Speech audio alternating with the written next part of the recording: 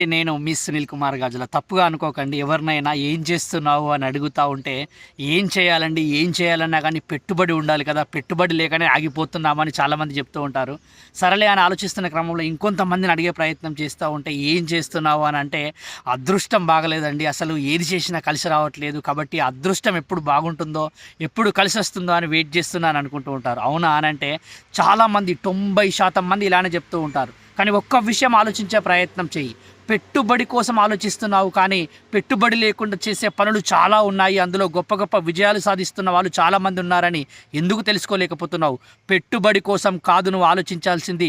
పట్టుదలతో పనిచేస్తూ ముందుకు వెళ్ళే ప్రయత్నం చెయ్యి. అద్భుతంగా ఎదగడానికి ఆస్కారం ఏర్పడుతూ ఉంటుంది. అదృష్టం కలిసి వస్తూ ఉంటుందా నీకు? అదృష్టం కలిసి రావాలి అని అంటే నీకొచ్చిన ప్రతి అవకాశాన్ని ఉపయోగించుకొని ముందుకెళ్ళే ప్రయత్నం చేస్తూ ఉండాలి కదా.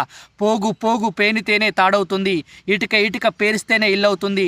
నువ్వు చేసే పనులన్నీ కలిస్తేనే కదా అద్భుతమైన అదృష్టం కలిసి వచ్చి ఒక గొప్ప విజయం సాధించడానికి ఆస్కారం ఏర్పడుతూ ఉంటుంది.